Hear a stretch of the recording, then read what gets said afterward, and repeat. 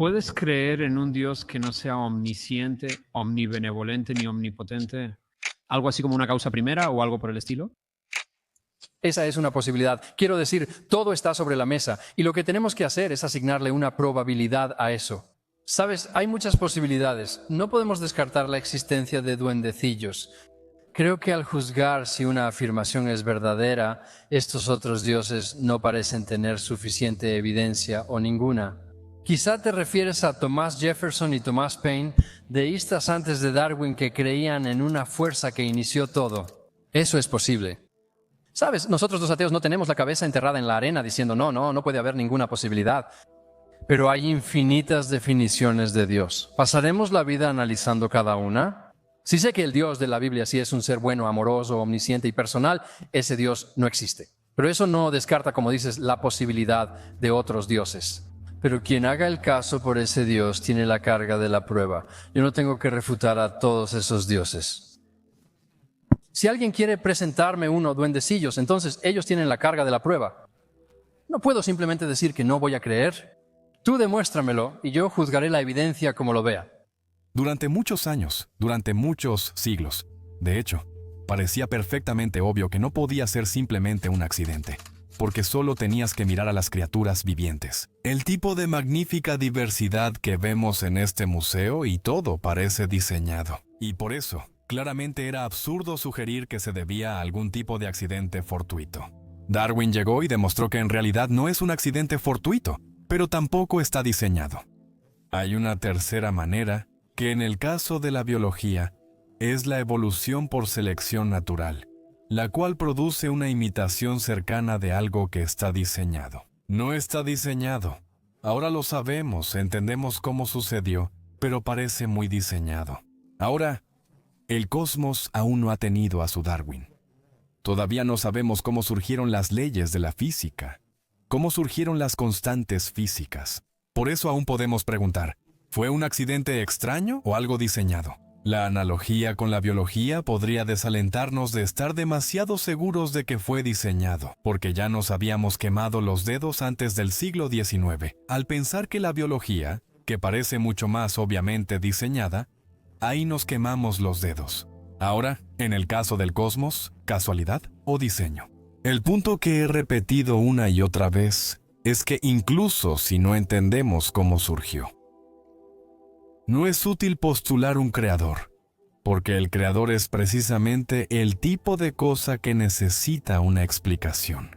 Y aunque ya es bastante difícil explicar cómo surgió un origen muy simple del universo, cómo la materia y la energía, cómo una o dos constantes físicas llegaron a existir. Aunque ya es bastante difícil pensar cómo surgió la simplicidad, es muchísimo más difícil pensar cómo algo tan complicado como un Dios llega a existir. Ya es bastante difícil pensar cómo surge un Dios deísta. Y aún más difícil es pensar cómo un Dios cristiano, que realmente se preocupa por cosas como el pecado y que nace de una virgen, llega a existir. Juan mencionó en la respuesta a la pregunta anterior la idea de que las constantes físicas están finamente ajustadas. Y es muy cierto que muchos científicos, muchos físicos, sostienen que las constantes físicas, la media docena de números, más o menos, que los físicos simplemente tienen que asumir para derivar el resto de su comprensión, simplemente tienen que ser asumidos. No puedes dar una razón de por qué esos números están ahí. Físicos calculan que si uno de estos números fuera diferente, el universo no existiría como lo conocemos. No estaríamos aquí.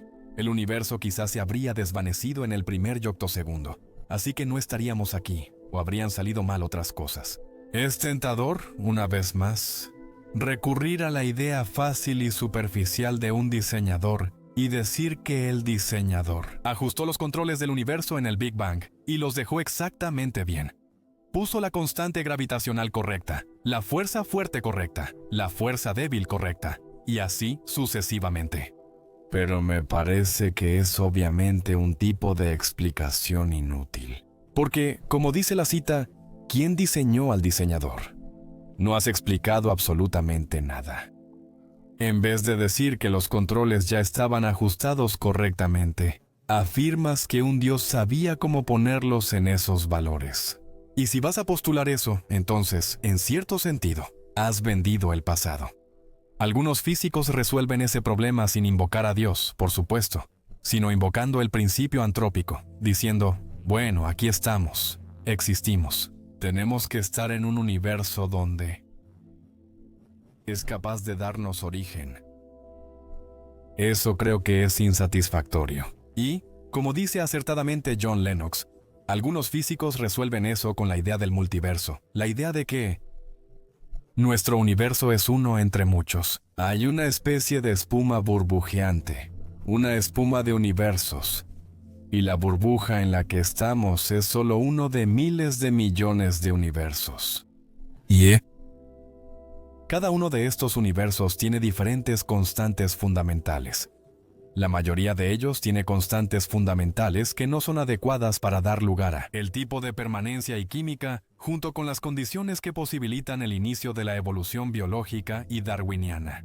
Una pequeña minoría de esos universos tiene lo necesario para dar lugar a la evolución darwiniana, en última instancia a la química, y luego a la evolución.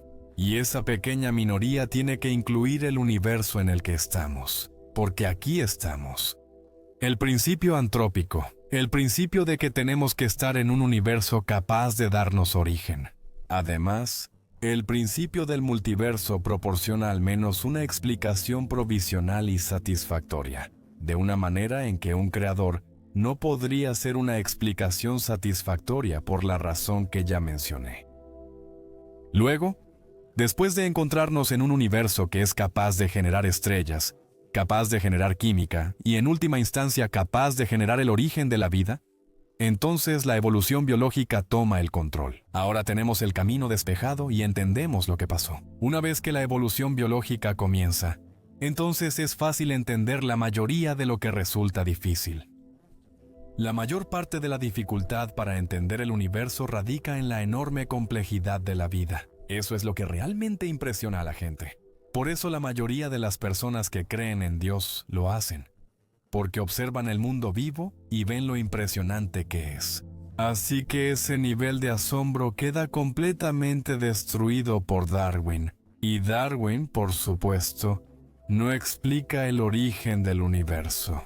Para eso, invoco el principio antrópico y el multiverso. Menos satisfactorio, lo admito, pero la ciencia progresa. De lo único que puedes estar absolutamente seguro es que un diseñador creativo no puede ser una explicación satisfactoria. Las explicaciones religiosas que recurren a Dios lo hizo son intelectualmente perezosas. No usaré un término más fuerte que ese, pero sí creo que son perezosas. Porque, ¿qué significa eso como explicación? Te quedas diciendo, Dios lo hizo, y todos responden, ahora entiendo. Las explicaciones religiosas son fáciles de aceptar para los que no piensan. La ciencia es difícil de aceptar porque implica mucho pensamiento. Realmente tienes que analizar los procesos por los cuales ocurre un evento. No puedes simplemente decir, y Dios lo hizo, tienes que analizarlo. En biología te adentras, si quieres, en la química del organismo. En química te adentras en la física de los procesos subyacentes. Y excepto quizá en física, tienes que profundizar en la estructura matemática subyacente de lo que sea. Lo que quiero decir con eso es que es un trabajo muy duro y tienes que esforzarte en ello. Pero es mucho más satisfactorio cuando llegas al final de una explicación que esa extraordinaria manera de fingir que explicas diciendo y abracadabra, Dios lo hizo. Quiero decir, eso es intelectualmente corrupto.